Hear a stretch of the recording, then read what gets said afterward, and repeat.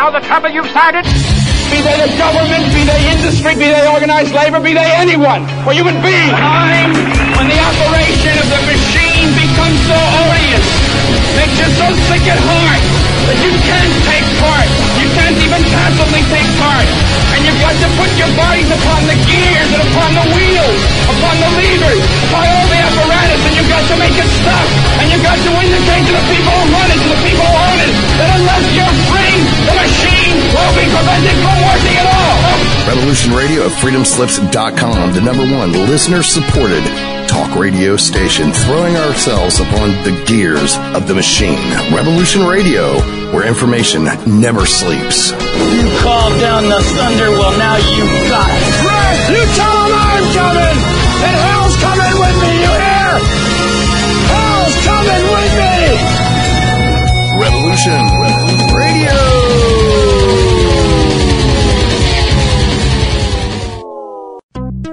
Saturday, 6 p.m. Eastern, Studio A. Welcome to This Is Your Revolution Radio. Join Kat as she highlights the fun frustrations of Revolution Radio on air, as she details our beautiful and informative website, provides you with tidbits of station history and trivia, and conducts in-depth interviews of your favorite internet talk radio host on freedomslips.com. Learn about the person behind the show and what makes them passionate about the topics they bring to the airwaves. With more than 60 hosts, we will have a different radio personality to feature each week. Be sure and listen in and discover what makes Revolution Radio tick, tick, tick, tick, tick, tick, tick. You're listening to Revolution Radio at freedomslips.com.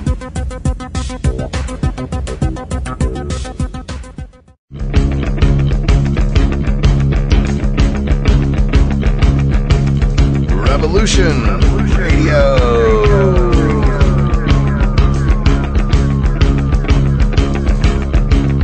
You're listening to Revolution Radio, freedomslips.com, 100% listener-supported radio, and now we return you to your host.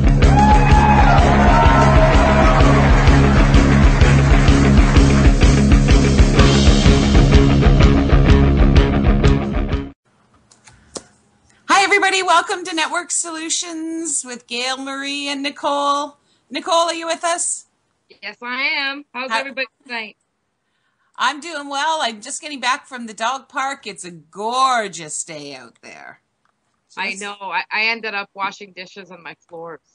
Wow, that's fun. I just ended up, all I did was look at how beautiful it was outside. But mind you, I did run to the store to get some cat food. So.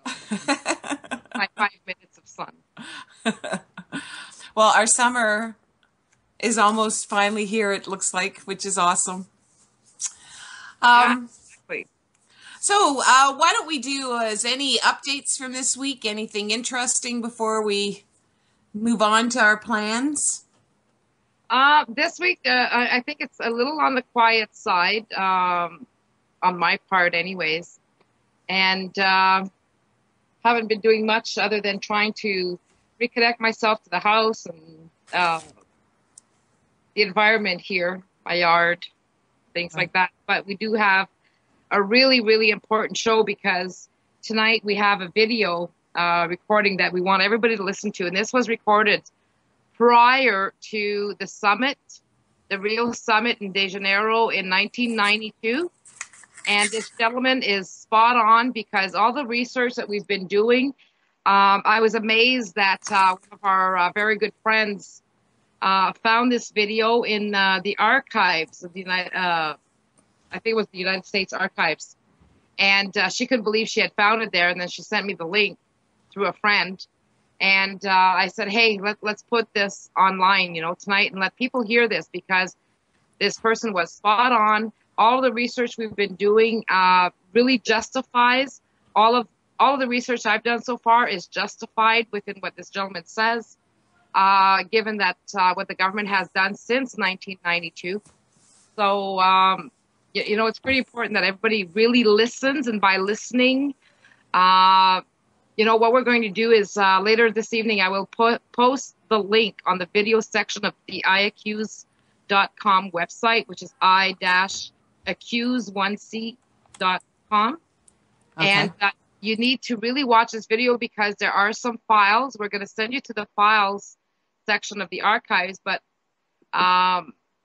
it's really hard to post that link because obviously they didn't want that link to go to anywhere because it'll say that it's a dangerous link, but it's not. So I was able to re-download the video, and this gentleman is pretty amazing in his findings, but again, only because he participated in their prior meetings to the Rio Summit, and then he's trying to expose them. So he found out the information, put it into a video, and anybody listening to the video would think, oh no. And that would be reinforced, I'm sure, by those that are really up to no good, up to shenanigans. Exactly. So what he's done is he's posted letters, okay, with people's signatures and really exposing them. And then they were claiming that, oh, that was a hoax. It's not a hoax. Not now anyways, because we have enough proof that it was never a hoax to begin with. Right. So, you know, the greatest people who started propaganda was our own governments and the elite. So, you know, this kind of, to me, vindicates every conspiracy theorist out there, because the real conspiracy theorists are the government and the elite. And it's time that people listen. And you're really going to have to truly listen to this video. And I suggest that you go back and you listen to it again and download it if you can. It's on YouTube. We found it in the, Janine found it in the archives, but it was actually, there was also a copy on YouTube, which is easy to download and not a threat. But if you want to go to the file section, your computer's going to tell you that it's a U.S. archives website, and that the website might be a dangerous zone, which is just bogus because all I did was cancel it and it was fine. Okay. Before we do that, for any new listeners, let's talk a little bit about what the focus of the show is, just to give them a little bit of a background before we get into the nuts and bolts of that video. Since we're still new, there may be still new listeners. Yeah, absolutely. Joining us. Yeah. So as you see, our name is Solutions Network, and we're focusing on solutions and fixing all the wrongs that's going out in our, well, not just in Canada, but worldwide, because we're all facing the same things. And it's time that we started cleaning up this mess instead of just complaining about it and doing nothing, or even protesting is not getting us anywhere. We need to find solid solutions, which you can find at iaccuse.com, which is another extension of our radio show. And, we also have what you call end political party elections, which is the root cause of the removal of our power within government, because we really do not have a voice, since all of the MPs have to toe the party line and not what the general public wants, or right. the members. Yeah, well, we've been deceived into believing that they are representing us and listening to us. Yeah, like our democracy is a complete scam, and we need to change that for a direct democracy and finally take our voices back, which is what the purpose of end political parties, end political party elections, and I forgot to mention, and the monarchy in Canada, because the monarchy is a huge step. If we do not end the monarchy at the same time as we end political party elections, then we still have no voice. So we have to restructure that, but we don't have to be worried that the whole government's going to fall apart, because it's not. All we're doing is removing final decision-making authority, and that the monarchy no longer has any rights whatsoever in Canada. We were supposed to be decolonized. Well, let's act like a decolonized country and not just pretend we are. Yeah.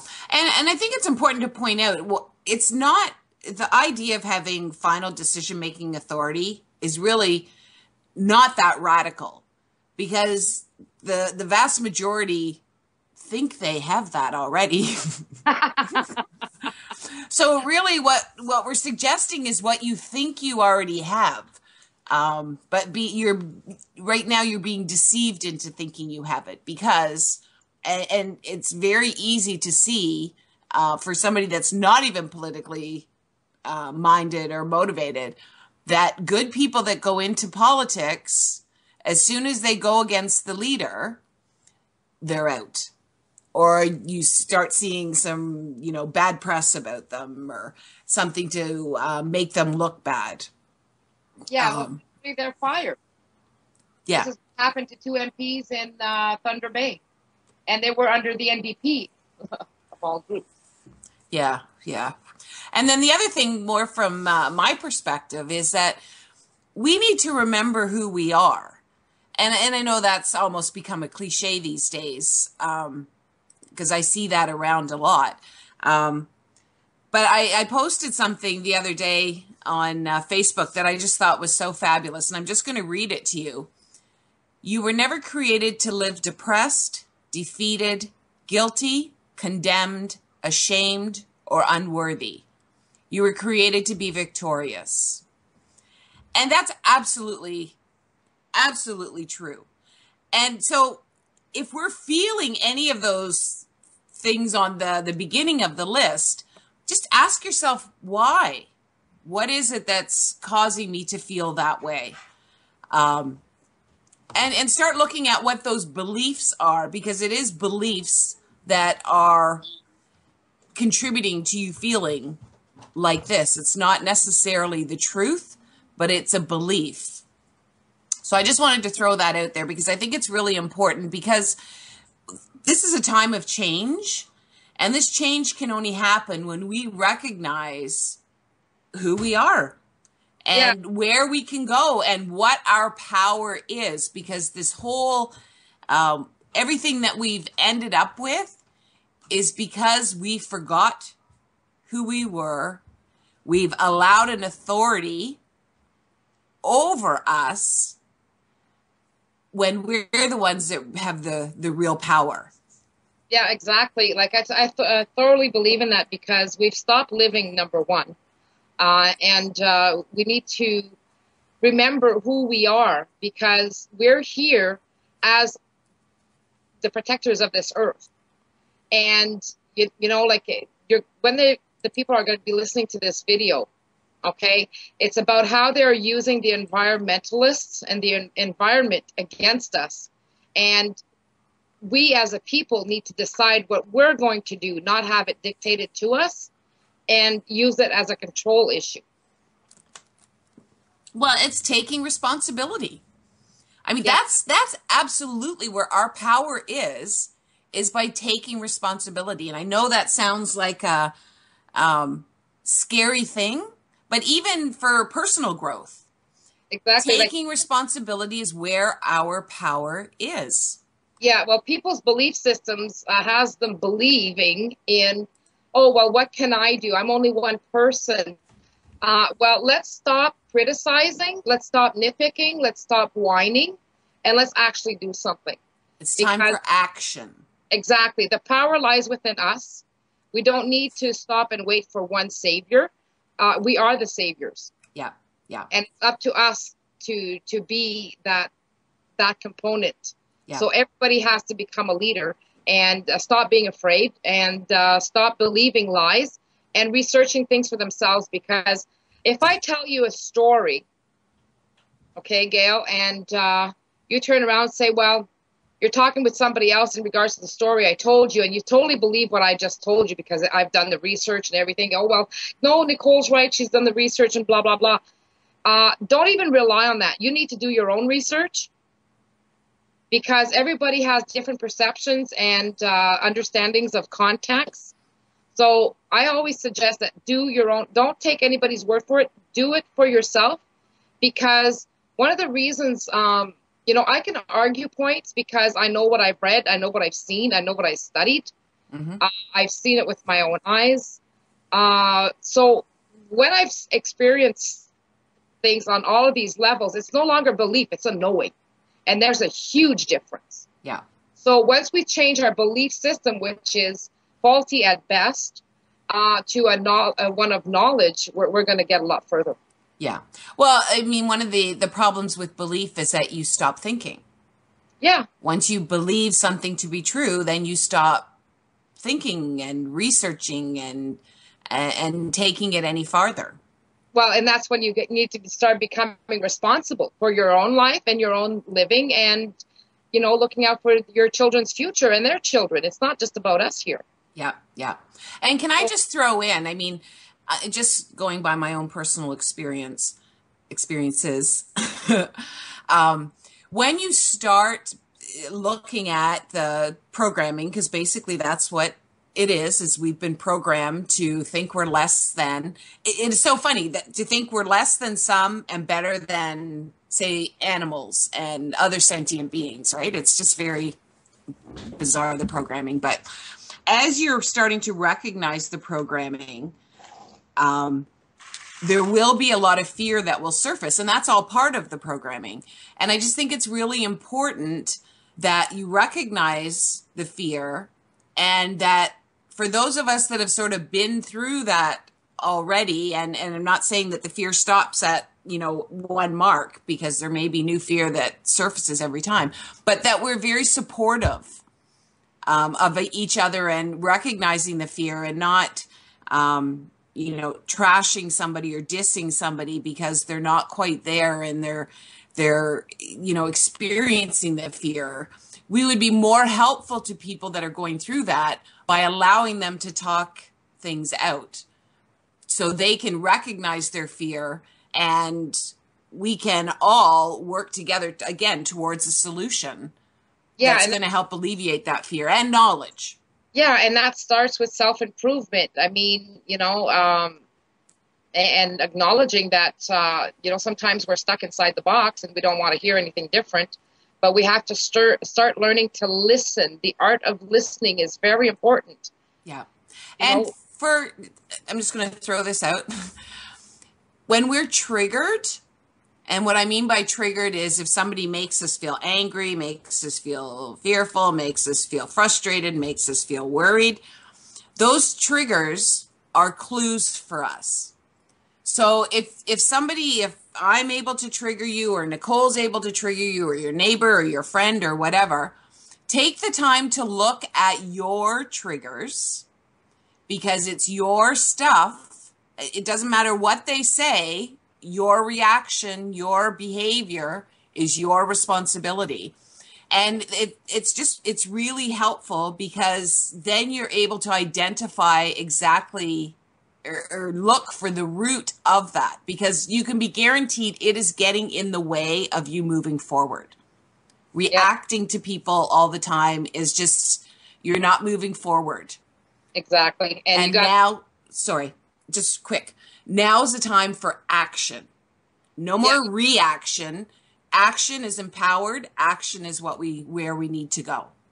Absolutely. And what I was trying to get at is that if you take action, then you're empowered, and empowerment is huge. And with that, and in that comes knowledge. So you have to keep an open mind at all times. Don't stay within the box. Open that box up. Let the information flow through. Don't judge because you think it's such and such a way, unless you've actually experienced it firsthand. And then always ask, which context is this being said in? And that'll avoid a lot of conflicts. And again, recognize your triggers. Yeah. Because if you're defending something, if you feel the need to defend something, you're actually questioning it somewhere inside. If you think that the other person, you know, you have to defend it, they have to believe it because that's what the truth is, then somewhere inside you're not fully believing it. Because the truth is self-evident. You don't have to defend it. And so again, that's just another looking at your triggers to get clues and to help you with your growth. Exactly. Because all you have to do is say, okay, well, here's the evidence. Read it and weep if you don't want to believe it. You know, like I'm always the more negative one, right? So read it and weep. But, well, not negative, but I'm saying I'm more sarcastic. And it is infuriating when people don't want to listen, don't want to read the truth and see it for what it is, because, oh my gosh, their little bubbles might burst, you know. Well, as far as I'm concerned, you're supposed to be an adult, and if you can't take it, it's not my problem. So suck it up. And that's my attitude, you know? And I'm way beyond pussyfooting around people or, walking on eggshells. Now it's like, okay, we're in this mess together. Wake the hell up or get the hell out of my way. And that's my attitude. So, people say, well, you got issues with that. No. Well, yes, maybe, because now I'm fed up and I'm lacking that patience. So yeah, I got to start saying, okay, they don't know. I have to understand where they're coming from. They're not there yet, or maybe I'm missing something. So yes, I have to work on myself because of my little attitude issues here. So I have no problems admitting it. You know what I mean? But, well, I mean, ultimately, none of us can do this individually. When people say I'm just one person, what can I do? There are things that one person can do, but ultimately we have to unite. Exactly. So our job is to unite. How hard can that be? And agree on one question: who is best to decide for you and your family and your country? You or some Joe Schmo that you're going to elect, who could care less what you say, what you want, because he can't, first of all, not because he might not care, but because he can't, because he's got to toe the party line. Yeah. Yeah. So even the good people that are in there are limited in what they can do. Yeah, but it doesn't take a genius to figure it out. Who's best, Everybody can figure that one out. Oh, yeah. Yeah. So how hard can this be? We're going to be the ones who the governments are going to have to come to and say, do you want this? Yes or no? And then we're going to be responsible enough to do our due diligence. And because we've made sure that they had to do their due diligence and give us the information in regular language, nothing that's created to make sure that we don't understand a word. But that'll be their jobs. Simplify it so everybody can understand. We don't need to be speaking in tongues. So let's get on with it. Yeah.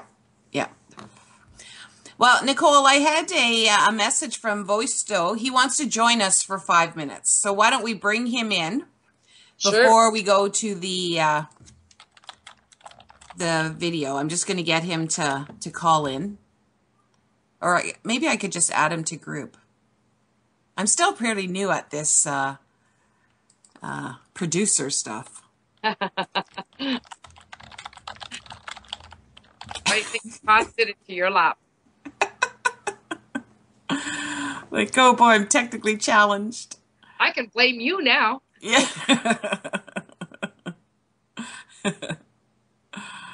Okay, well, he's just writing up a message, so. So yeah, I mean, I think it's just to recap before we bring him on. I think it's really important that people understand that what we're doing may be challenging without question, but it's challenging because we've let it go so far. Exactly. So it's only radical in that we've let it go so far.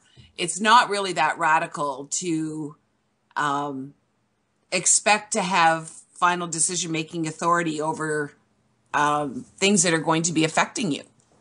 Yeah. I mean, what would you do in your day-to-day life? If I came to, somebody and said, oh, you know what?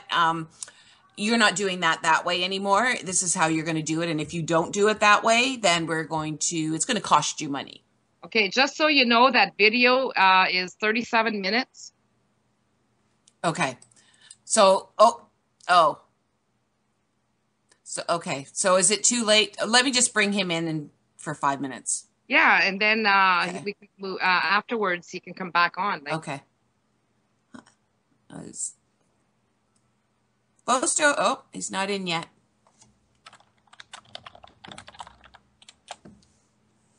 Bosto, are you here?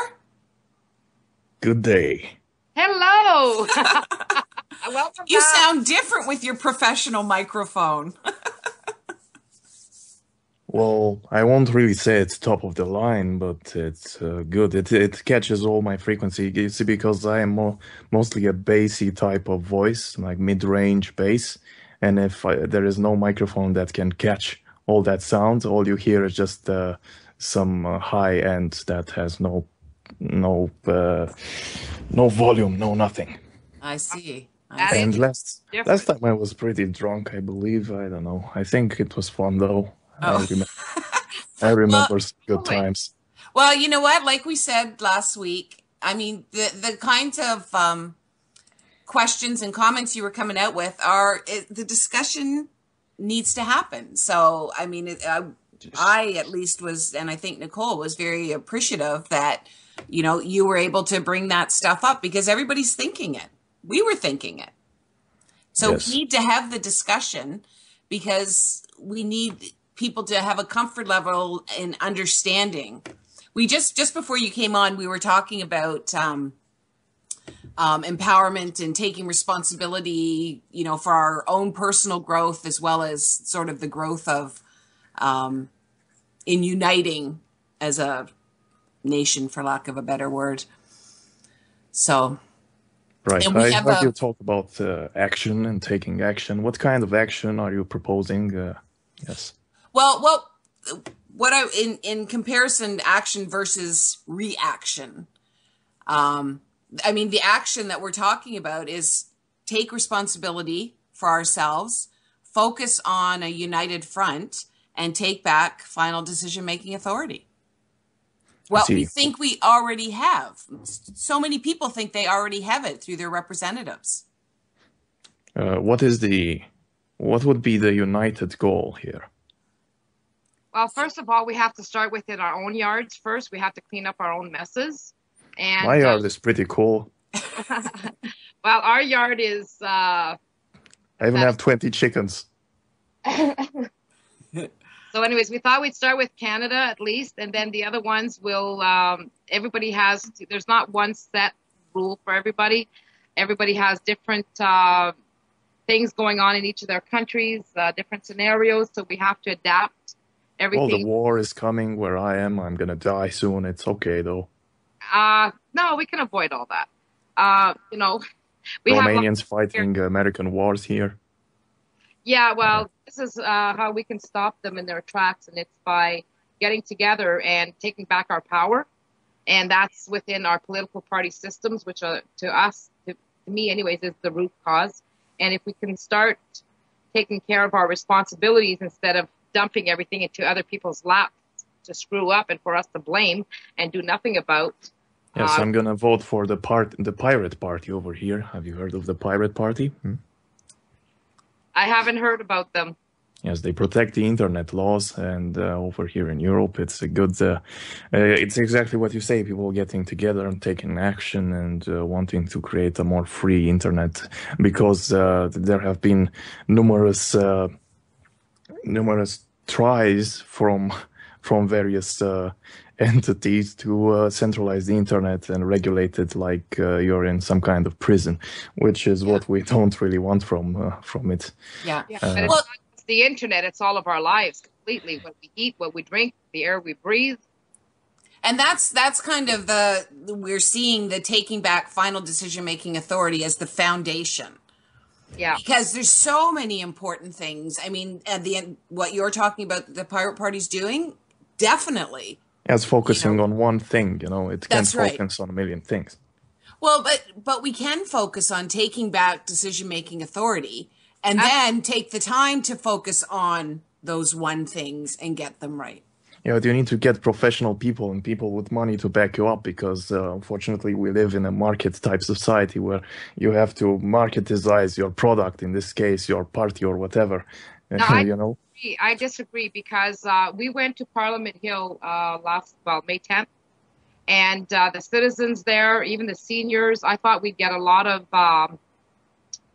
we'd be coming up against a brick wall with the seniors because they're so used to doing this and repeating the same mistakes over and over that it's almost like a brainwash mechanism that, we have to vote for our political parties.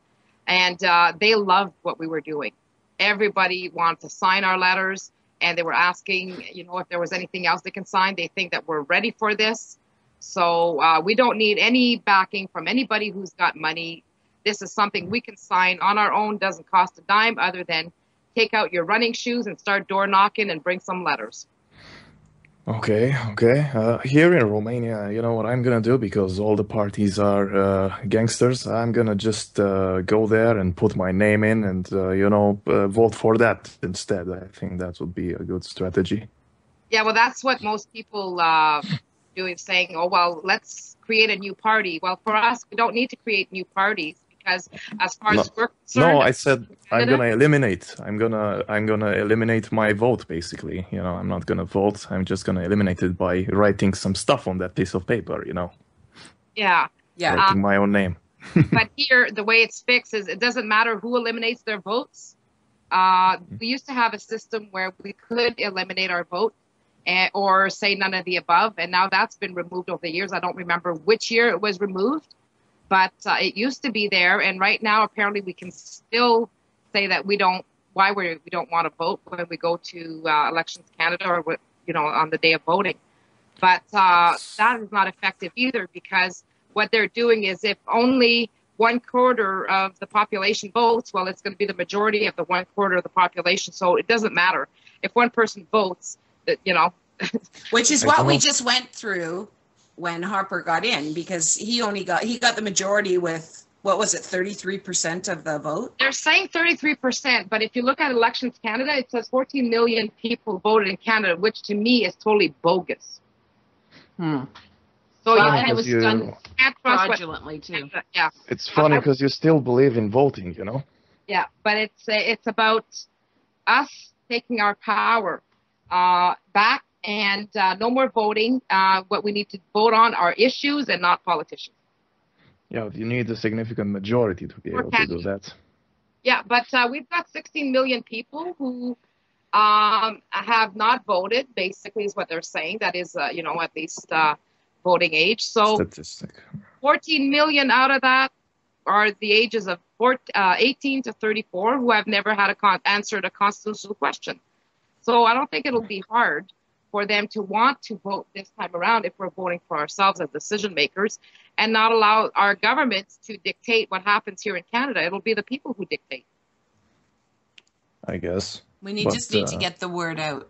Exactly. Yeah, but what kind of You tell two people, and they'll tell two people. Yeah, but if you bring a superficial word, no one will take you seriously. What kind of words do you want to bring? Well, people think that they're already having an effect on the decisions being made. They think their MP is listening to them. They think that they're being represented. That's not the case. And as time goes on, there's just more and more examples that that's not the case. And all we're saying is, let's make that the case, because you think that's what you have already, but it's not what's happening. So let's make that the case.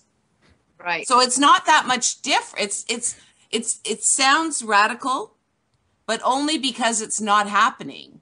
But I mean, to me, it only makes sense that, yes, I should have that. I should have a say. And I don't, you know what? I phone my MPs or my MPPs, and I know I don't even have to do it anymore, because I know the response I'm going to get. I feel like they just pat me on the head. And yes, Gail, that's yes. Or they don't call me back.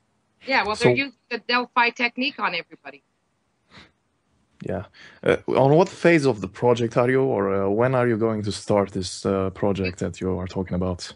We officially launched May 10th. That's interesting.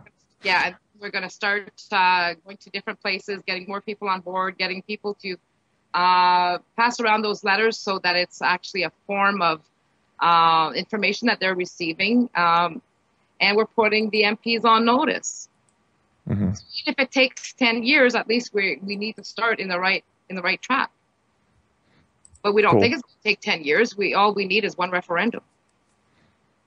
All right. Yeah. Oh, I'm looking forward to see what you can create. You know, hey, I'm kind of a pessimist person, but I lost hope for the human race, unfortunately.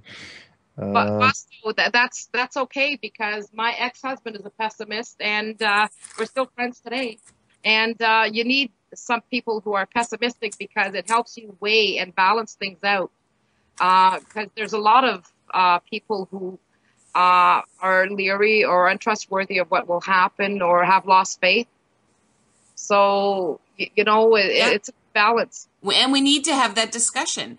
And you know what? The fact that you came back this week and you're still asking questions about it, I mean, that you can be as pessimistic as you want, but that says a lot. Well, I just want to see what you're about, really, because most people are with just talking and not doing anything, and I would just want to make sure that you are for real and not just talking and not doing anything, Yeah. Oh, thank you.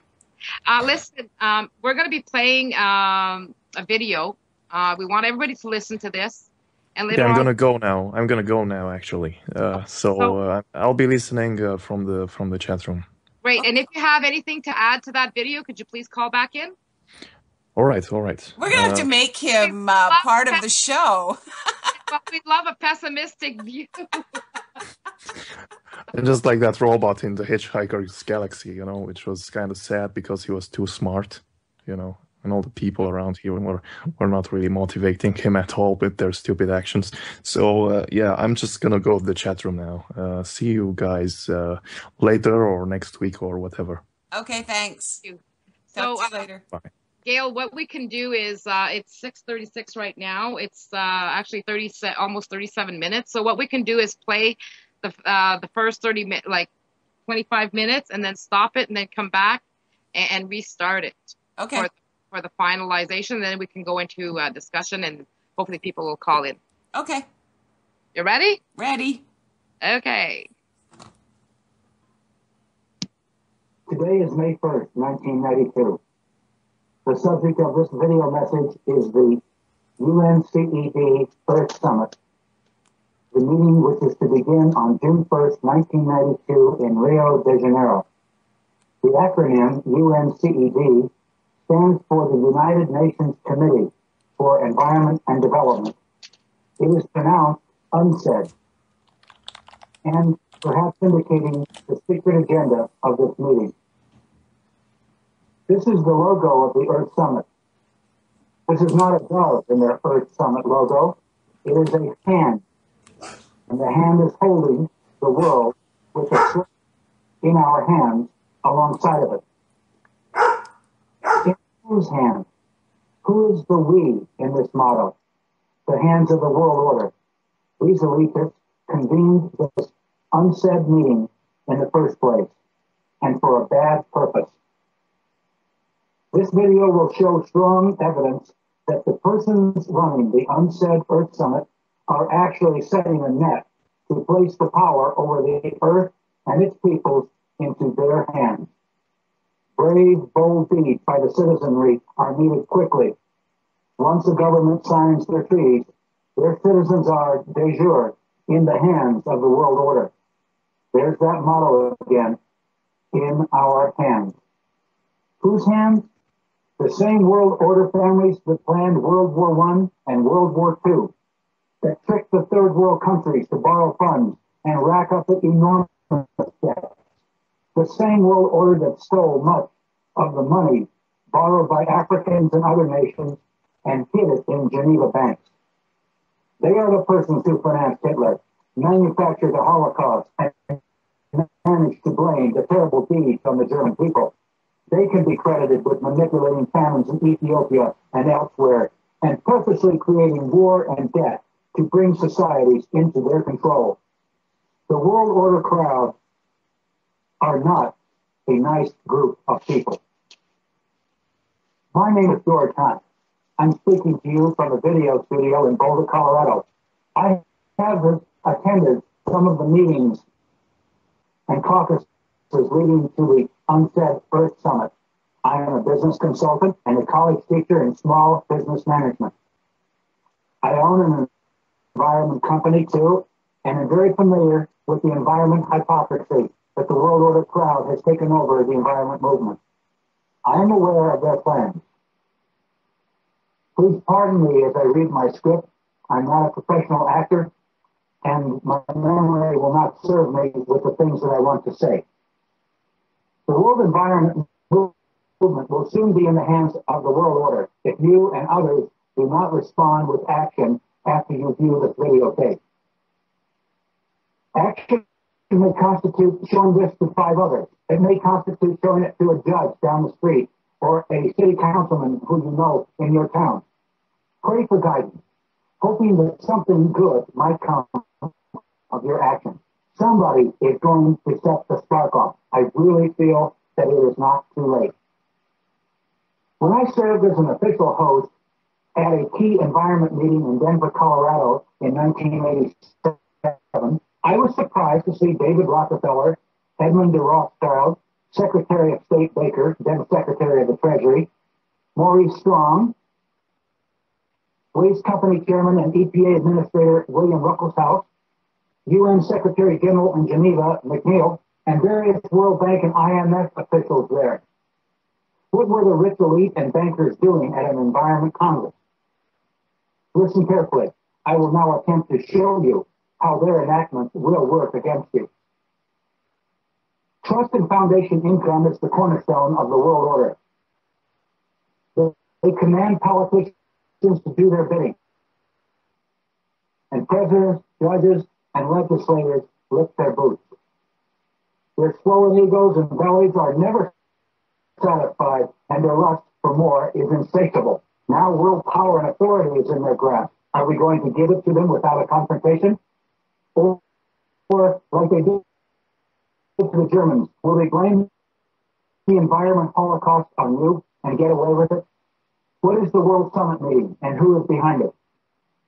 The UNCED World Summit, that's UNCED World Summit, is a key event in a series of environment meetings which have occurred since 1972. Maurice Strong, a UN official and an employee of the Rockefeller and Rothschild Trusts and Projects, convened the first Congress in Stockholm, Sweden in 1972. 20 years later, Maurice Strong is the Secretary General and convener of UNCED. In the 1970s and 1980s, numerous conferences created political action decrees, eventually to lead to the UNCED First Summit. I attended 2 meetings in Colorado in 1987 and 1991. Friends attended others in Los Angeles, San Francisco, and Des Moines. Here's a paper from the Des Moines meeting where Maurice Strong was in charge. Representative Gephardt's telephone number appears on the meeting documents. Here are some phrases from the document of the Secretariat for World Order, which were distributed at the Des Moines UNCED meeting. We are the living sponsors of the great Cecil Rhodes' will of 1877, in which Rhodes devoted his fortune to the extension of British rule throughout the world and colonization by British subjects of the entire continent of Africa, the Holy Land, the Valley of the Euphrates, the islands of Cyprus and Candia, the whole of South America, the islands of the Pacific not heretofore possessed by Great Britain, the whole of the Malay Archipelago, the seaboard of China and Japan, the ultimate recovery of the United States of America as an integral part of the British Empire. We stand with Lord Milner's credo. We too are British race patriots, and our patriotism is the speech, the traditions, the principles, the aspirations of the British race. Do you fear to take this stand at the very last moment when the purpose can be realized? Do you not see that failure now is to be pulled down by the billions of Lilliputians of lesser race who care little or nothing for the Anglo-Saxon system? Copies of this document are distributed to you with this videotape. At the Fourth World Congress meeting in 1987, some other bad remarks about common people were made. I'm going to play them for you now. For instance, here is David Lang, a Montreal international investment banker, one of their pack, declaring that these environment and economic activities of the world order not be shared with the public. He calls us cannon fodder. Listen to this. I suggest, therefore, that this be sold not to a democratic process. That would take too long and divide far too much of the funds, to educate the cannon fodder, unfortunately, which populates the earth. We have to take almost an elitist program that we can see beyond our swollen bellies and look to the future in time frames and in results which are not easily understood or which can be, with intellectual honesty, be reduced down to some kind of simplistic definition. Does it make you feel uncomfortable that the arrogant rich are close to complete rule over the United States, Canada, and other countries? Here's more. The decrees leading to the Earth Summit were dictated without debate or opportunity for dissent. The treaties the world order once signed at UNCED will supersede national laws. Yet I saw the major decrees at the Fourth World Congress dictated into existence by Edmund de Rothschild. You can hear it too. Listen to him dictate. Rothschild got these major decrees into the United Nations resolutions without debate or challenge. But perhaps this conference might like to think more about the Marshall Plan, which had been mooted and put forward very tentatively at the Denver conference. And perhaps this might be the keynote of what you have heard today and what perhaps you might like in some perhaps amended form to have put forward. At this conference, recognizing the need to protect our ecological and environmental heritage within the concept of the World Wilderness Congress, World Wildlife Fund, and all other bodies involved in the preservation of life on our planet, asked the Prime Minister of Norway, Right Honourable the Gro Harlem Brundtland, as one of the world's leaders of a greatly respected community, to be the promoter of this International Conservation Bank. By her Brundtland report, which has been widely circulated to world leaders, she could follow up this report with a recommendation to promote a second Marshall Plan for third world debt relief and finance for a stable development. Nobody at that caucus mentioned a second world Marshall Plan or a new currency system to finance a stable development. The World Conservation Bank had not been thoroughly discussed at all. I was denied the opportunity to openly challenge Rothschild's remarks at the caucus by the World Conservation Bank president and meeting chairman, I. Michael Friedman. In world politics, the names of First World, Second World, Third World, and Fourth World are used to describe blocks of political entities. The First World is the capitalist countries of Europe and North America. They are industrial and are, therefore, the world's biggest polluters. The Second World is the Soviet Union and the Eastern Bloc countries. Do you remember Rothschild referring to a Second World Marshall Plan? He was speaking of the Soviet Bloc countries, not a second Marshall Plan. He was speaking of the Soviet Bloc countries and that they will be rescued by First World money. Europe was granted huge sums of money by the Marshall Plan in 1949, and the Second World will receive billions of North American money in this repeat performance. And guess what banking family will act as the main money changers for the Russian ruble, possibly absconding with billions? The Rothschild Group, of course. Rothschild made these remarks back in 1987, 2 years before the Berlin Wall was torn down. He was bragging to us that he knew the Soviet regime would collapse. Here are some April 1992 news articles about the progress of Rothschild's Second World Marshall Plan. They come from the New York Times, and the world order is right on time. Here's a April 15th, 1992 New York Times headline. $44 billion needed to aid ex-Soviets in 1992, IMF says. It's needed for a shift to the free market. Most of the help would finance imports of food and spare parts for 15 republics. My response to that is, sure. Another article in the international edition of the New York Times, Wednesday, April 29, 1992, had this to say about Rothschild's Marshall Plan. Although there has been much talk about building a new political order in the post-Cold War world, the events here in the last few days make clear that a new economic order is also rapidly emerging. Washington cannot bankroll a Marshall Plan for the former Soviet republics because the task is so enormous and because the American economy is debt-ridden and no longer so dominant. That is why Washington has asked the IMF to run the rescue operations, which are expected to cost $44 billion this year. For Rothschild really called it, didn't he?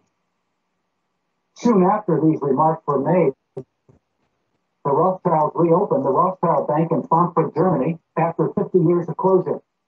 They are now conveniently available to stabilize the Russian ruble with money from the West. Question: do we really want to send North American money abroad so the Rothschilds can make multi-billion-dollar windfalls on the currency trade? Let's talk about the third world now. The third world are those countries who have emerged since World War II.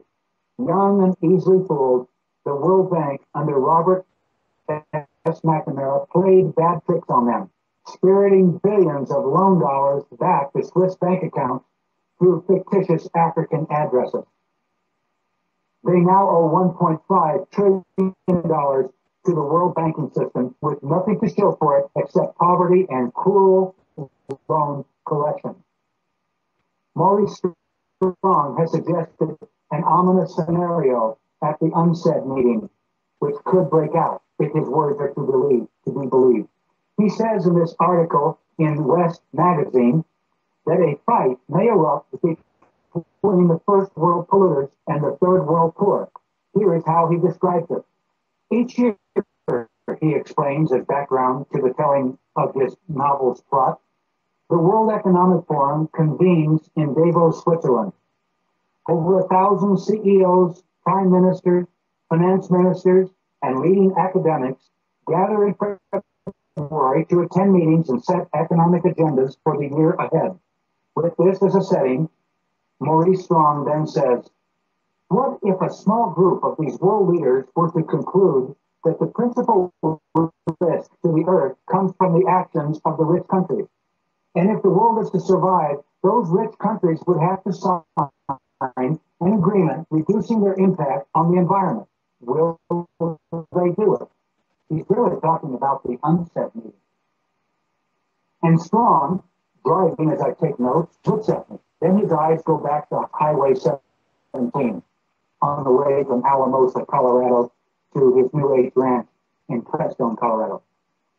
He says, the man who founded the United Nations Environment Program and who wrote parts of the Brundtland Report and who in 1992 will try to get the world's leaders meeting in Brazil to sign just such an agreement, sabers the question hanging in the air.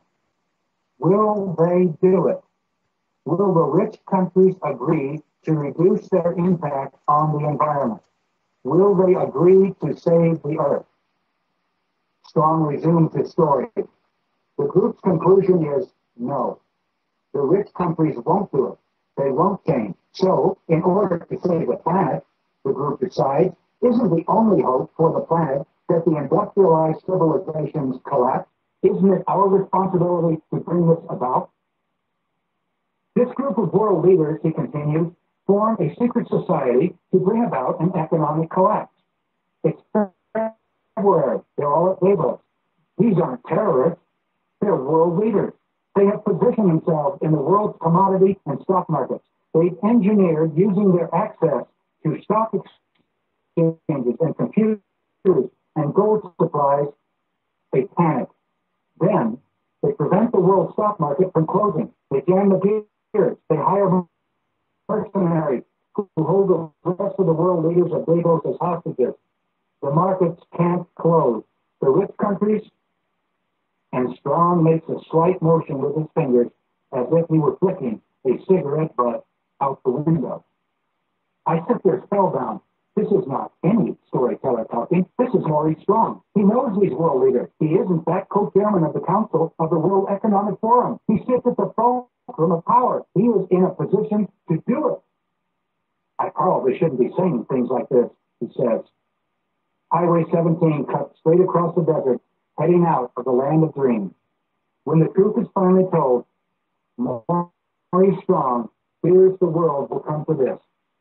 No secret societies, no hostage takings at Davos, but it will come to the same conclusion. The global economy, sapped by credit and debt loads and environmental disasters, will simply come unstuck. And nothing, not even the inspiration of the Baka, can save humankind from itself. They see the struggles and problems at the Baka as reflections of the problems of salting the planet. They fear the Baka will be, at best, an oasis in the desert of the future, and at worst, a place where dreams die. Even if Strong is fictionalizing and imagining, why would he even suggest these things? The point remains something important is going to happen at the onset of things. No one really talks about the fourth world, do they?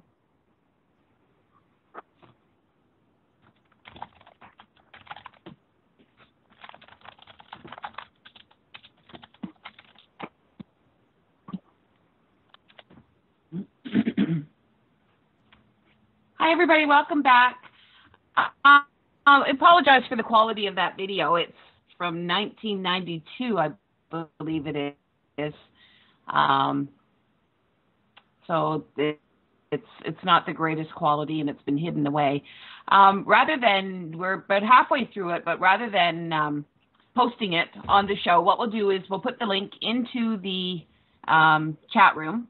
And Nicole, I haven't seen this video yet, but could you maybe highlight the items that are in the last half of the video and any other items that you wanted to from the first half?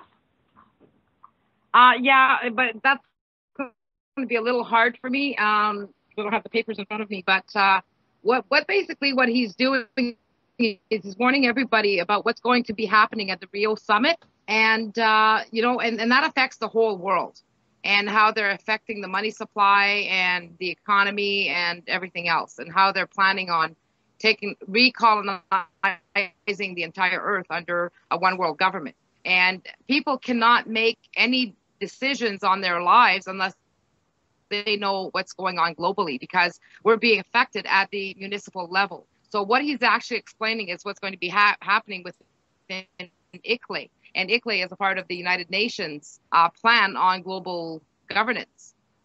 And that's to limit everybody, especially in the developing countries and our own countries. And it's happening where at the municipal level, where we can't even stop it in one sense other than changing our mayors at the municipal level, because if you look at Canada, our city representatives, our community representatives at the lower level, we're not protected by them under the Constitution. So the only thing we can do is re-elect a new mayor that will not sign anything under ICLEI. Oh, okay. Now that's some new information, I think, for me anyway. Yes, it is. Well, this is why this show is important. Right. So when in taking final decision-making authority back, it's not just from the federal government, but it's also from the provincial and the municipal. Absolutely. And this is where they can bypass everybody, because they're coming in at the municipal level. And what they're doing is, like we said on the last show, they're hiring their friends and family and other elites that will be sitting there at a round table making, a nice chunk of change, making decisions for us where we can't even vote them in. At least with our politicians right now, we're to blame because we vote them in. But even here, there's no other way to stop them other than taking back our power. Okay. Wow. So, well, and it was very apparent. Yeah, so I would say that everybody... What? Oh, I was just going to say it's very apparent that there's not a lot of respect for the people, for the men and women that are footing the bill for these people. Yeah, what's scary, what's really scary though, is all these people who are hailing, oh yeah, this country came out with a charter for the earth, you know, the earth needs to be protected. Well, that's the brainwashing mechanism that they're using to entice the people and to enslave all of humanity into a globalized scheme. So, yes, we got to protect the earth, you know, I mean, I'm all for that. Yeah. But at what cost? And how can it be done without their interference where, you know we need to protect the earth, but to come out with laws that will not be just as far as what Agenda 21 brings out and within ICLE, you know, it takes away who stands in their way, but the Indigenous people and their lands and their territories. And then you've got a slime ball like Morris Strong, and he can sue me all he wants. And, you know, I've had problems with this man for almost 6 years now. I was walking around with a picture of him, an 8x10 picture, because I had feelings that he had instigated the floods in Winnipeg to bring water down to the United States. And, you know, who was affected by this but the Indigenous people? And even the people, like the city dwellers that were affected by it way back in, I think, when was it? 2008 is when I discovered him and knew that he was in cahoots and up to no good. And then I finally realized that he had a further part in helping Gorbachev and John Paul II write the new Earth Charter, and they're using the Indigenous people and brainwashing them with kind words, and you know, even the environmentalists into global enslavement, and they're buying it, hook, line, and sinker. Yay, let's be world citizens. Like, hello, you know, to what point do you want to be a world citizen? And you can't just open up your borders and all be yay. You know, we got to clean up our messes first, and we have to take back control of our own lives. Well, and understanding the recipe is also important, because I find that this is just from my perspective. You know, you see laws being tabled or bills being tabled, and they stack them. So they've got the things that you don't want, things that you absolutely don't want, and things that could cause a stir because you really don't want them. But rather than that, they have this, you know, debating in Parliament and blah, blah, blah. But rather than getting rid of the original bill, they just pick it apart and remove those things that they put in there, knowing that they full well that, yes, we'll let them have that. And people think, yeah, see, they listen, they remove that. We made such a big stink that they removed that. Yet the whole thing should have been removed. It should have been taken off the table.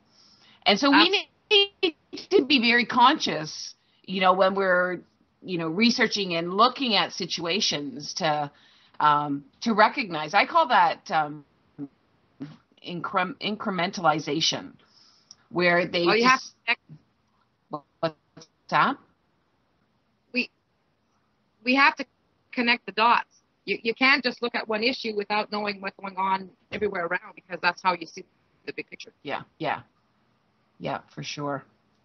Yes, it is in incremental stages, but they've got theirs well planned out, where we're just starting to wake up. Yeah, and this is not new. Where have we been? Yeah, like imagine this gentleman, 1992, he's trying to warn the world. Okay, and the biggest slime ball there is on Earth, I think, is Morris Strong, other than Gorbachev and the others, and John Paul II. Can you tell us? I don't care if I have to be cast out. Who is Maurice Strong, for people that have never heard that name before? Morris Strong is, well, I can't disassociate Maurice Strong from Bob Rae. Bob Rae was the Premier of Ontario under the NDP, and for a very specific reason. And if you look at right now, Bob Rae is being used to convince the Indigenous peoples to sell out their lands under these new land claims deals. And these people are buying it hook, line, and sinker. And that's exactly what's going to happen to them. They're going to drown in these deals. And Maurice Strong is a family friend of Bob Rae's family. And Bob Rae calls him Uncle Mo. So when Bob Rae was Premier of Ontario, Maurice Strong was the head of Ontario Hydro. And that's when the selling off of hydro began. And then Maurice Strong became a very, very wealthy man. And then he began to sit on the seat of the United Nations. And then he's the one that made a lot of the deals with the people in Peru and Brazil. And if you're looking at some of the tribes there that are being murdered off right now, I have a picture of Maurice Strong shaking their hands in an oil deal, and they call him an oil snake. And he's the one that went around. He's been in China for like 40 years, so we could thank him for this China deal that we have through FIFA. So, people need to wake up. That's the bottom line. I mean, we can try and come up with many solutions, but there's only one real solution, and that's taking back power. Yeah, I mean, this has been going on, was it 1992? That's well over 10 years that we... Well, look at 1984. Oh, well, okay. So it's 20 years. So we're behind the... Yeah. The time is... our time for action is, slowly receding. So we need to start taking that responsibility. Yeah, and it's actually very, very simple. They say we're in a democracy. We have the right to change our democracy if we want. I mean, Trudeau said it back in 1982. Now the Canadian people have the right to amend their constitution. Well, let's do it.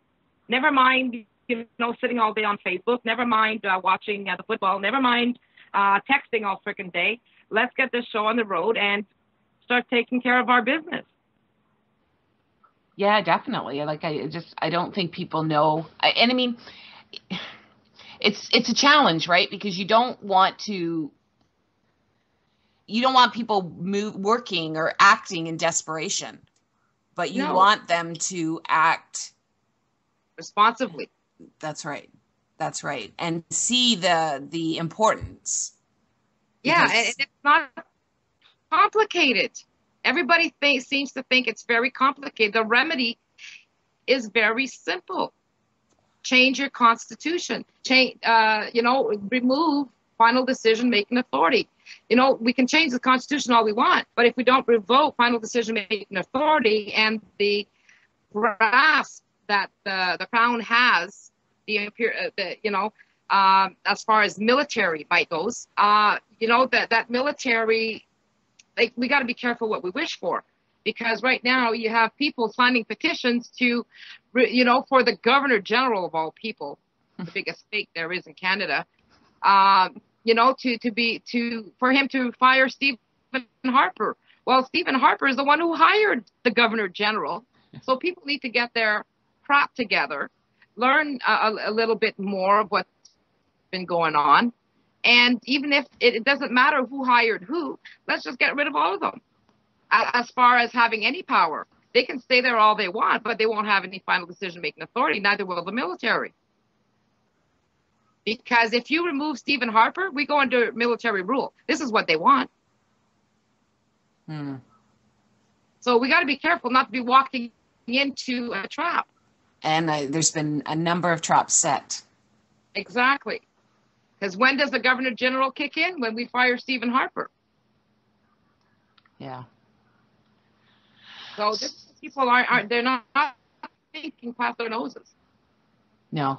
And I mean, really, the most challenging thing will be to reach people, to be able to, spread the word and have them see the simplicity of it. That's right. Like before, you used to have Facebook that was really great to get the people to stand together. But right now, they've got so many hooks into Facebook that nobody really sees our posts anymore. So we've been kind of shut down on Facebook and even Twitter. So what's the next best thing? Door knocking. Yeah. So we need to start going door to door and getting those letters and getting a formal declaration for everybody to sign. And everybody in each community needs to start going and taking these, printing them up, and going door to door. You have the you have as hard as. Say that again. I said it's as hard that would be as hard as it gets. Oh, okay. And you already have the declaration created, right? Well, parts of it. We have a new constitution created on iaccuse.com that people can participate in, but that's just to give them an idea of how we can create a new constitution, because in Canada, we've never had a real one in 147 years. So that is just to show them that, yes, we can build this. And then, but like in the United States, and I said this on the last show, it took them 12 years to accept their constitution, but it's been defiled since, and only because of the political party elections and, people not having a voice anymore. Right. So it's... so the biggest challenge, or the thing that is affected most timing-wise, is getting people to take back final decision-making authority, signing the declaration. Because once that's done, then we can take the time that we need to, look at the things like Bosto was talking about, the internet, and then there's GMOs, and there's chemtrails, and like all of that stuff everything would be put on hold, and the fraudulent deals and all of that stuff. Yeah, everything would stop, and then we need to look at everything. Right. Because the way that it's set up, the political system is set up, and these new deals, is that it doesn't matter who comes in under a governance. Those deals are still carried through. So it doesn't matter who you put in for government. But I'm sure that if all the people in Canada rose and took back their final decision-making authority as a people in a complete decolonization, then those would no longer stand. And those companies could just turn around and declare bankruptcy, and to hell with them, Right. We don't know. Right. Because all they're doing is they're going to keep polluting anyway. Right. And then blame us for it. Yeah. Yeah. And what this gentleman was saying is spot on. Because we can track it back to now. And even with the laws, new Canadian laws. So people really need to look at their surroundings and what they're going to do, because they will have no future. Right, right. If anybody's got any questions, if you want to phone in or write them out in the chat room, we'd be happy to get into discussions and questions and that sort of thing.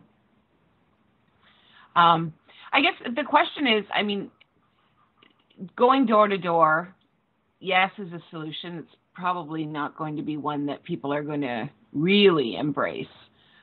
Is there anything else that we can do? Anybody have any suggestions?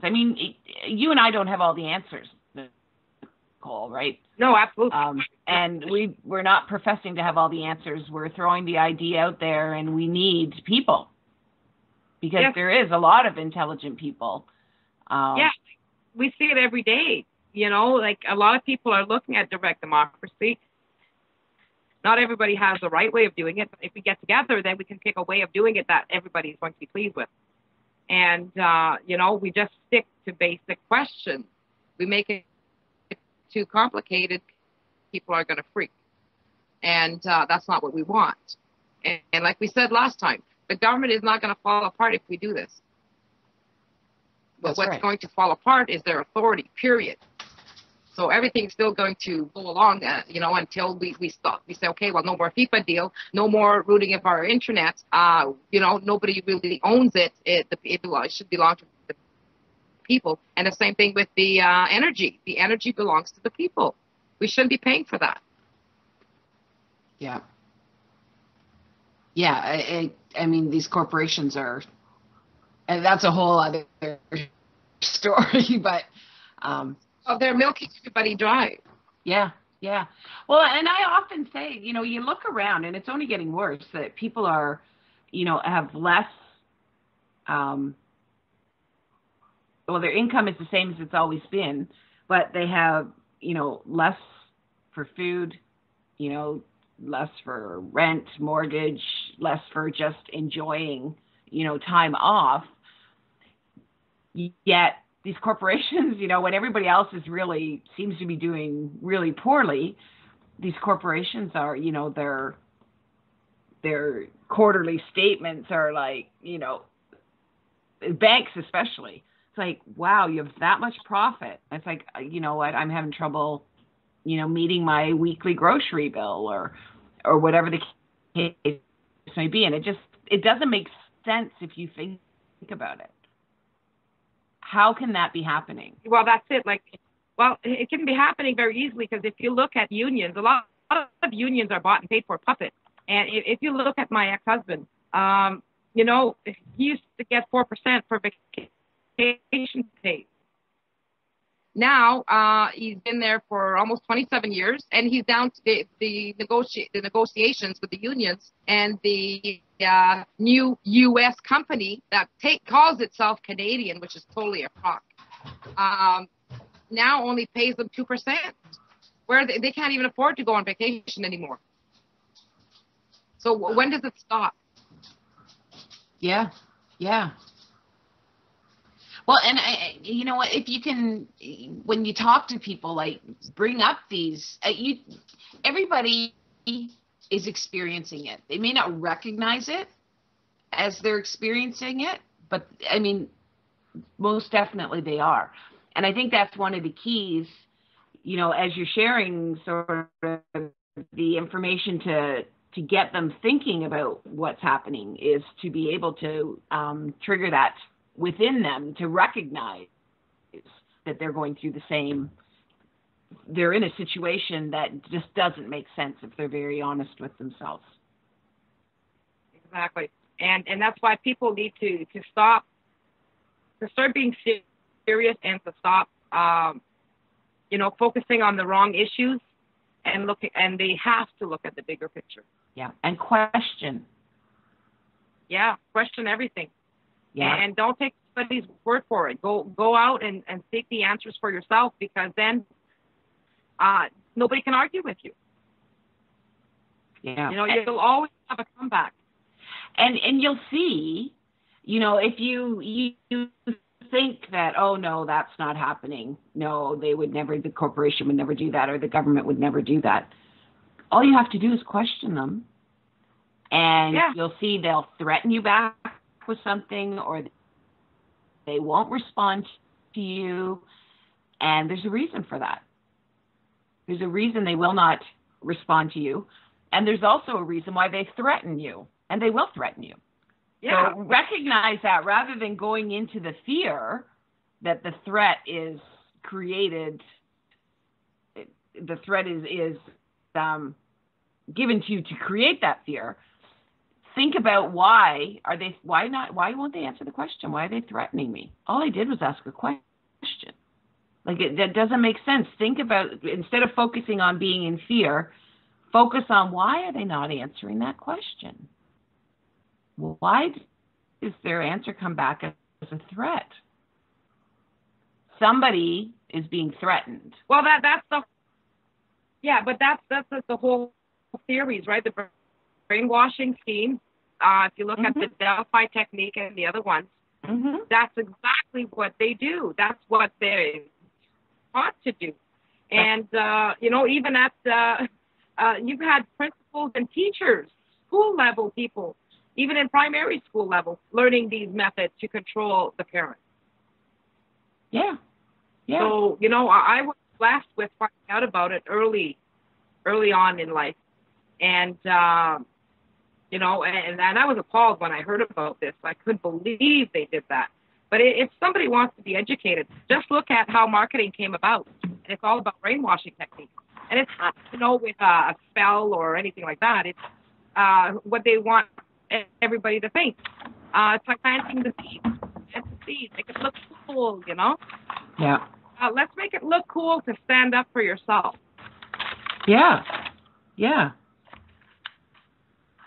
Yeah, and So people are starting to do it. And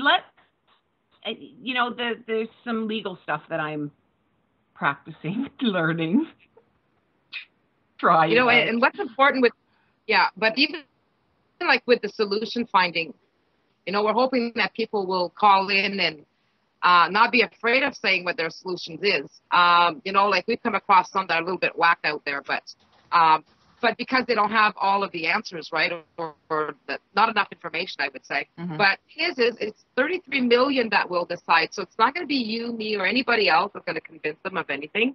Mm-hmm. It's to be the majority of what they like to see and what they see themselves, as doing in the near future and how they want to proceed. So all the ideas, all the solutions, which we're trying to, that's why we created IAQs, which is the Indigenous and Civil Unified Sovereign Enactment for the building of a new constitution and removing final decision-making authority and the monarchy in Canada, and finally having the people, have their voices heard.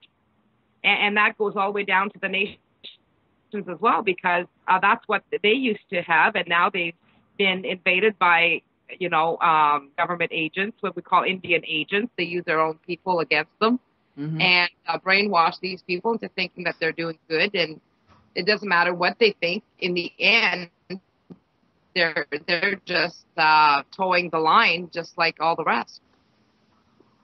Yeah, well, and that's why people need to be able to relate somehow that their situation is not necessarily what they think it is, because it's like it's for so many of us, it's like you're a drone, right? You're on this, and somebody mentioned this in the chat, that you're on the hamster wheel, and you just keep running to to keep the wheel going, and you really don't take the time, or you're not able to recognize that you're actually on a hamster wheel.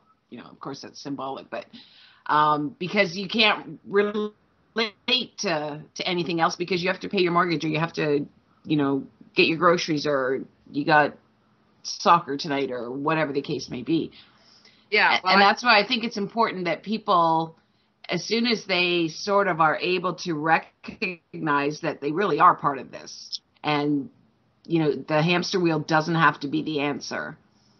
No. And the reason why they're on the hamster wheel is because they're oblivious to what's really going on worldwide and within our own Canadian country.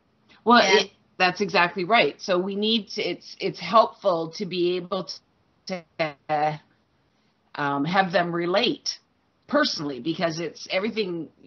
There's a tendency that everything is outside of them. That's not us. That doesn't affect me. Has nothing to do with me, or I have no power. Or they have this attitude, which I've been getting recently. Well, at some point, soccer is going to have to take a back seat, and that's the reality of it. Well, yeah. What's important, like, a soccer game, or watching hockey on TV, or going out there and telling your neighbors that, hey, let's get together here and do something about this government before we all lose our lives. Yeah. So a lot of people are going into very deep depressions right now because they have, very little money. They don't know where to throw themselves. And then you've got CAS involved, and that's all part of Agenda 21. So if you know where they're coming from, you know how to fight them. You know how to guard yourself against them. So unless you know this, then you're going through the loop here. And a lot of people are committing suicide right now, or, how many seniors are eating dog food, cat food to sustain themselves. That's a reality of today. Mm-hmm. But no, let's go watch a soccer game, or let's watch hockey, or let's watch football, Never mind that this is happening to your fellow human being. because, oh my gosh, I don't want to see this. I can't look at this. I'm going to turn the other way and pretend life is so good. And I'll tell you, Gail, when somebody tells me, oh, life is good, I just want to pound the crap out of them. You know, like, what the hell are you talking about? You've got kids being murdered in Africa, being decapitated, watching their mothers being raped, their sisters, brothers. What kind of humanity do we have? Well, and that's what I'm saying. It's a defensive mechanism that's not out of sight, out of mind. Yeah, well, I'm not condoning it. I'm not encouraging it, but that is the reality.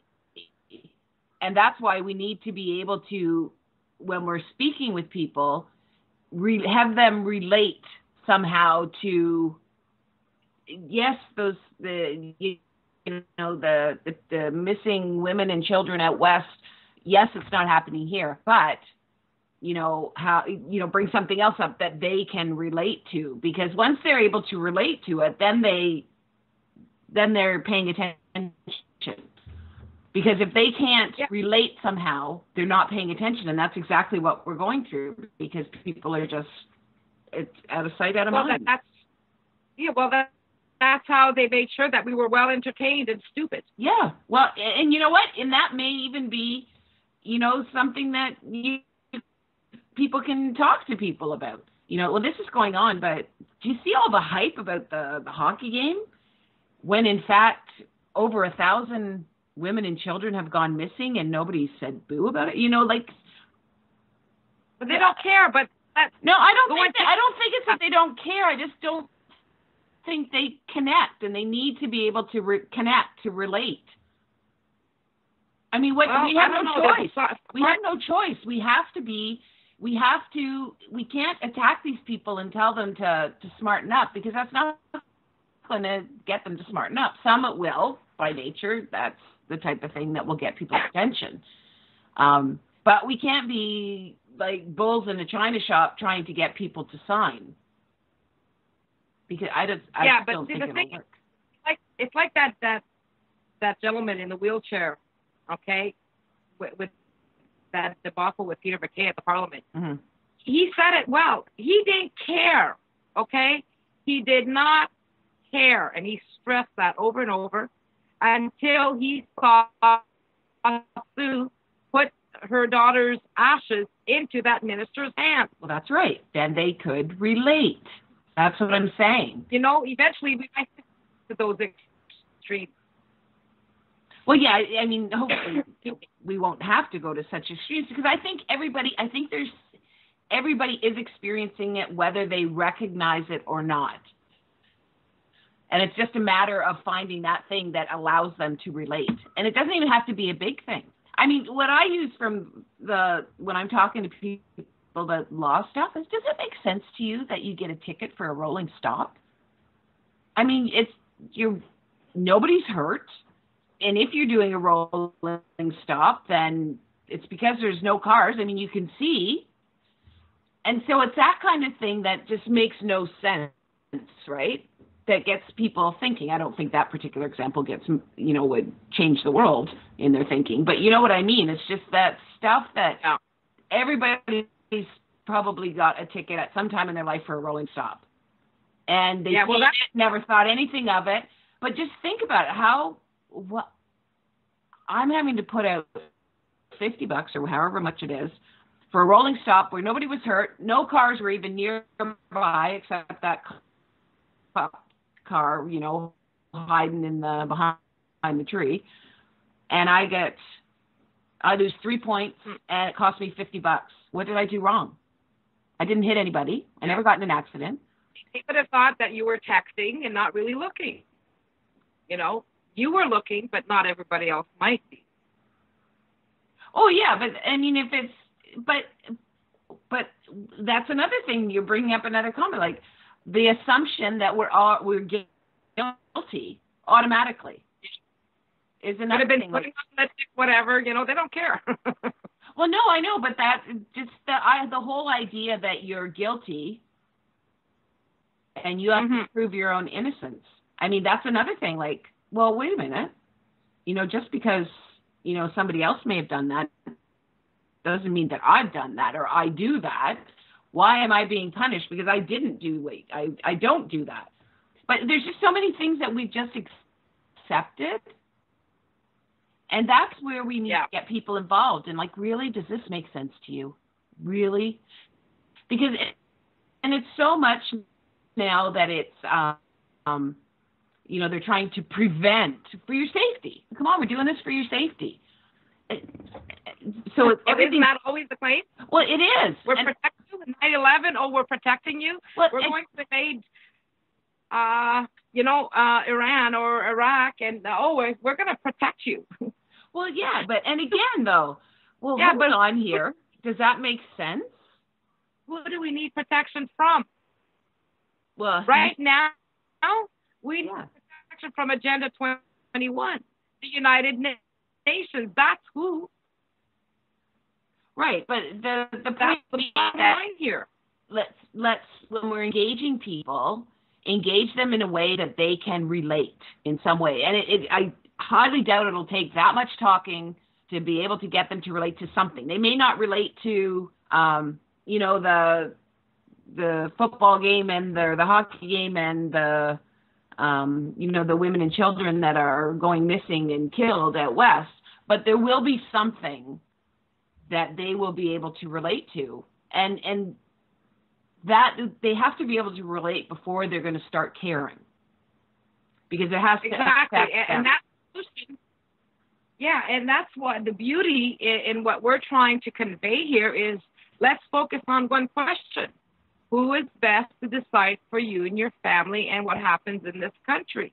You or some puppet master? No. Yep, some puppets for the puppet masters. Yep. Hey, bingo. Write it here. Sign your name. Boom, game over. That's how simple it can be. Yeah. And they have no remedy for that. Because that's how it's supposed to be. Yeah, and we don't have to go into all the details. That's just common sense.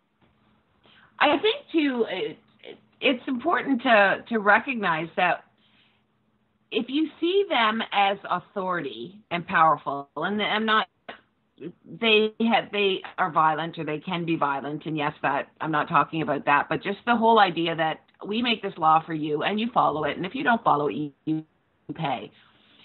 And we've allowed that. And it's important for us to recognize that the people, like the government comes from the people. So how is it that the government can ever be higher than the people? Well, that's the illusion. Well, exactly. And you need to recognize from the people so long that you'll.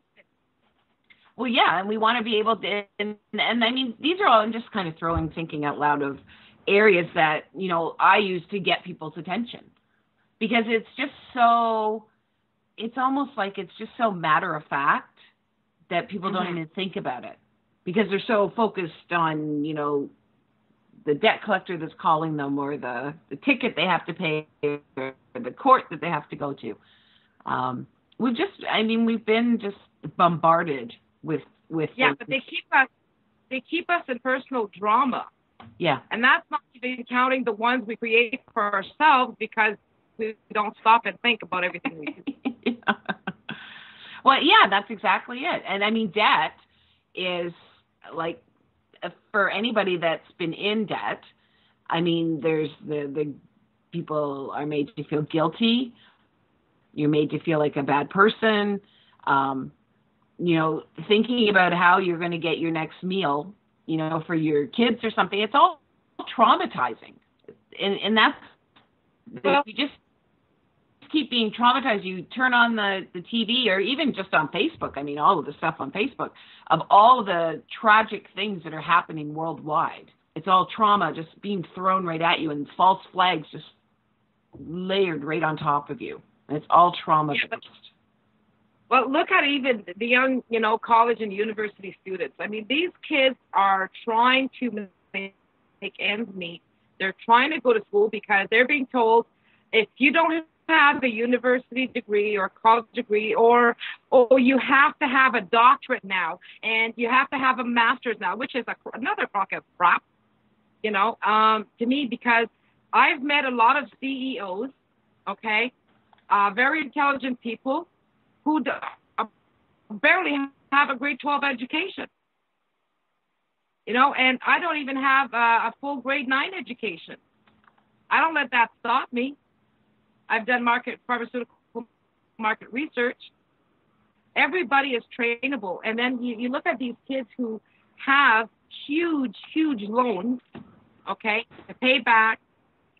And, it's overwhelming for them. And then they go out there, try to find a job, and they can't get a job. And then they got to go back to school and get into more financial difficulties. So what chance do they have? They have none. Well, it's a cycle, right? Their parents just went through it. Their parents just went through it. And I'm not going to go into debt when I go to school because I've seen the challenges that my parents have gone through. But you really have no choice because you can't afford to go. And so you do. Well, I'm going to borrow, but I'm going to pay it right back. But life happens.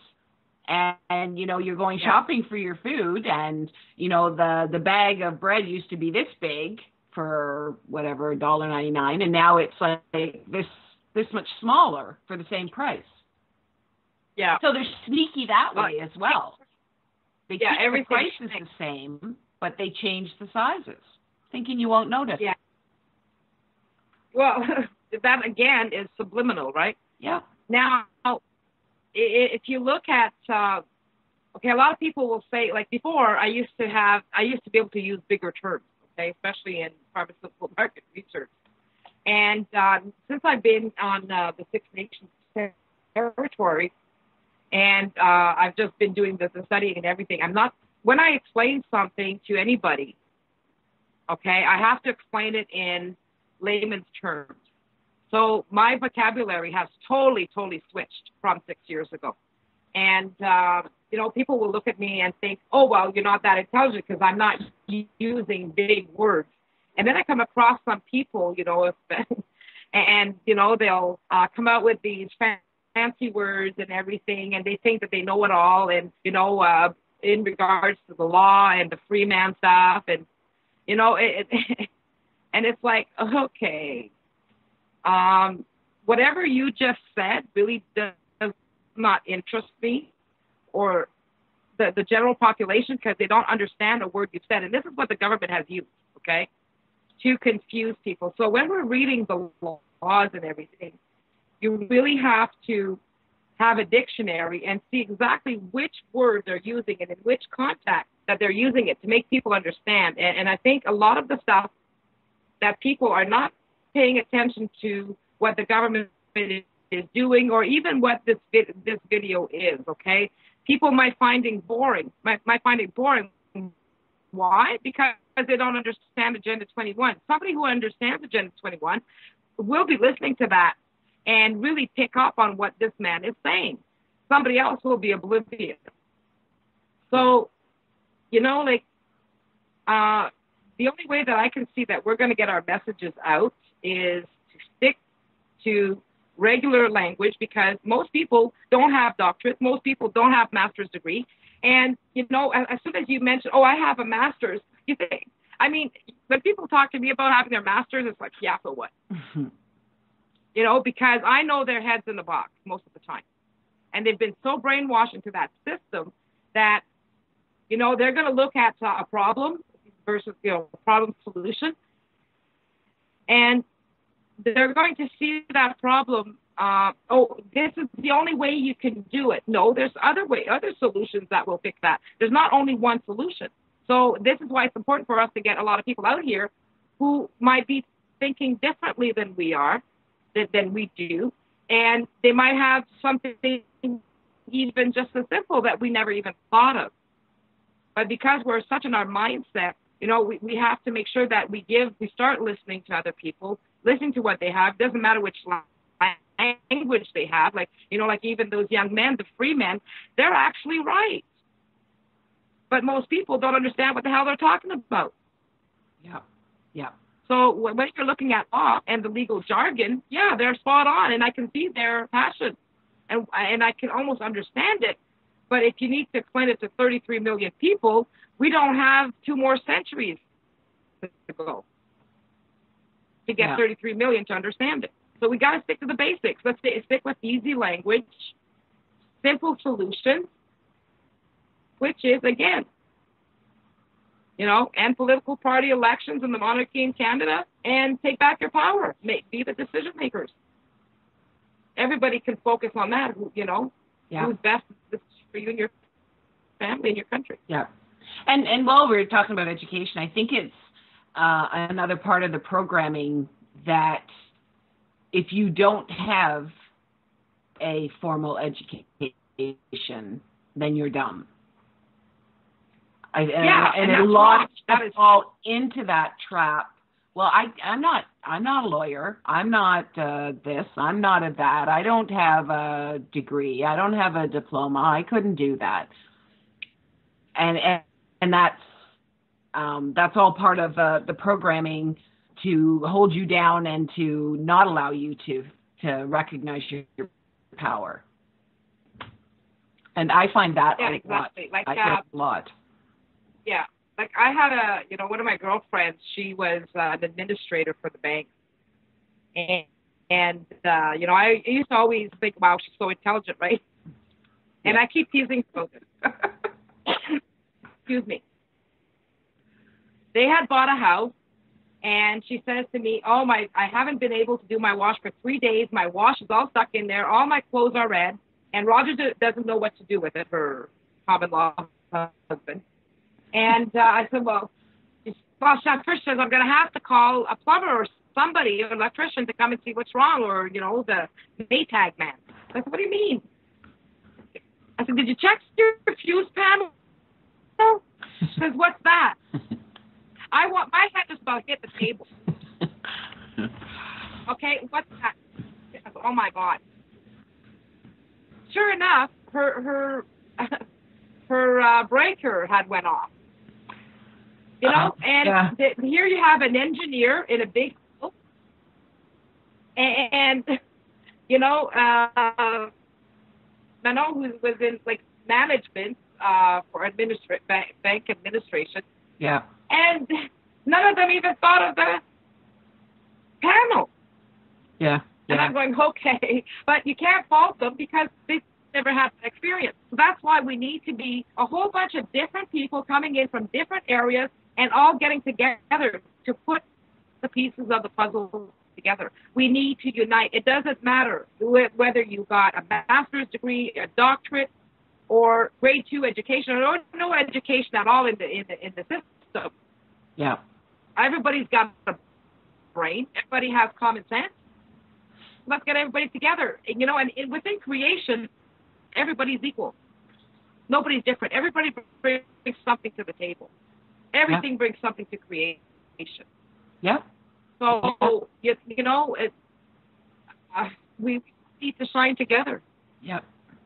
Most definitely. And, all differences need to be put aside. When we hold on to differences, yes, let's honor each culture, each difference. I had a good teaching there with one of the videos I had seen, and the woman was absolutely fantastic.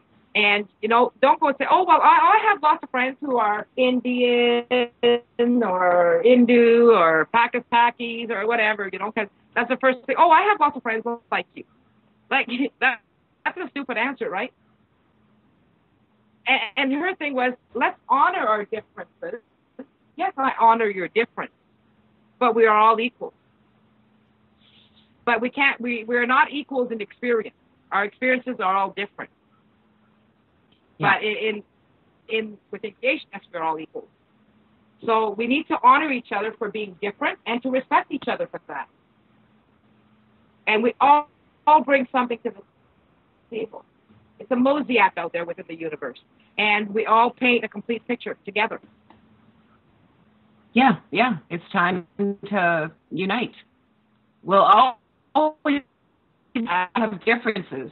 And again, just bringing back to the whole taking responsibility for self. Like, you make the choice how you react, how you behave to something. You can keep blaming other people for saying this or doing that or making you act this way or that way. But if you want to move forward, that's not going to move you forward. In fact, I'd say that's like quicksand, being in quicksand. You just keep going deeper and deeper and deeper. Take your power. Take responsibility. You decide how you're going to allow someone to make you feel. And let's get together and let's do this. It's time to unite. There's so much out there trying to divide us. Let's move beyond that. Yeah, and we need to stop allowing. Yeah, but we need to stop allowing people to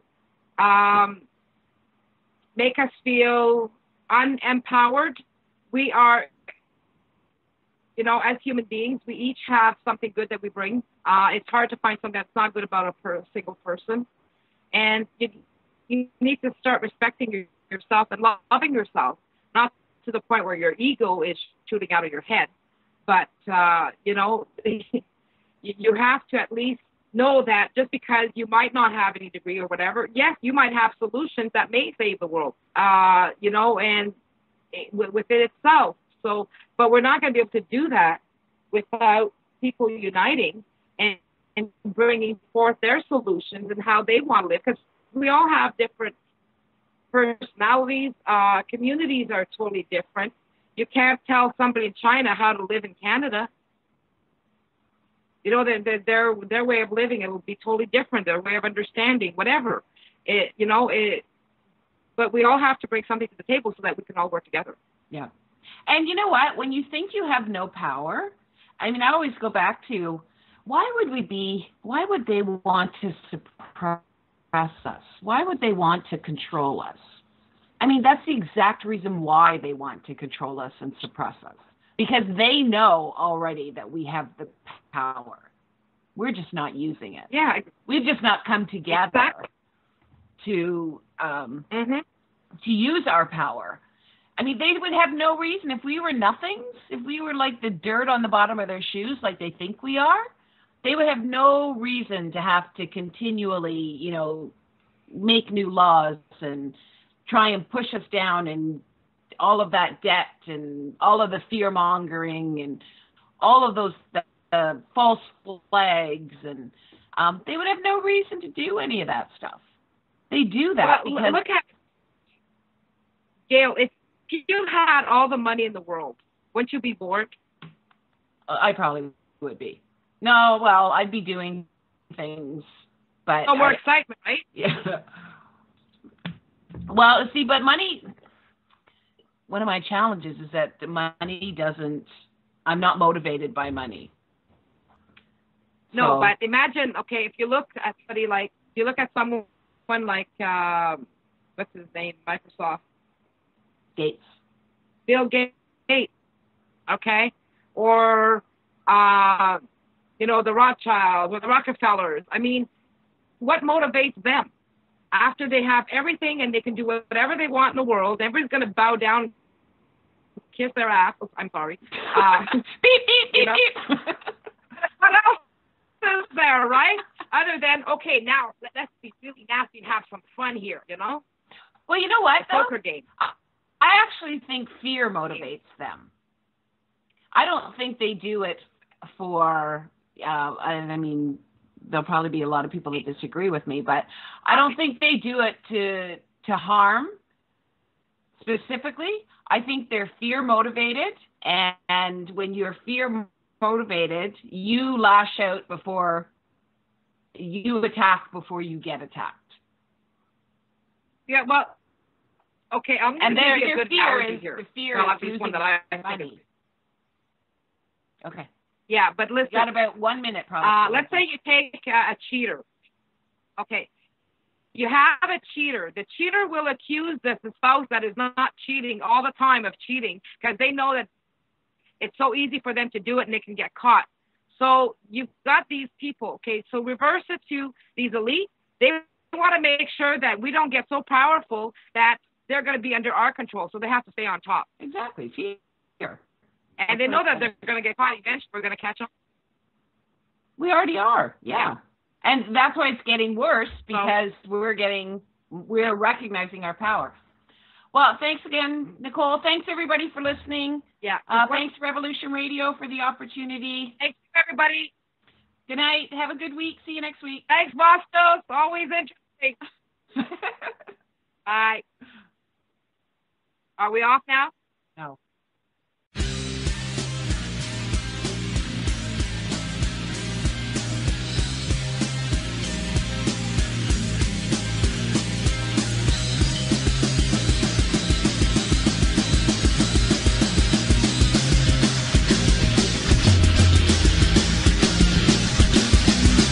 Thank you for listening to Revolution Radio.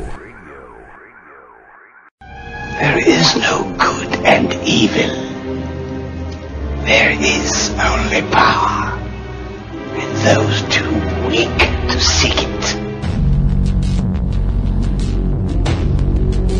This is the people's war. It is our war. We are the fighters. Fight it then. Fight it with all that is in us. And may God defend the right. Be sure to tune in weekdays 5 to 7 p.m. Eastern Time for Strange Universe with Sean David Morton. The strange, interesting, and engaging wide variety of topics. So be here, Revolution Radio, freedomslips.com. I would like, if I may, to take you on a strange journey. Join the Sacred Matrix with hosts Janet Kirillesson and Don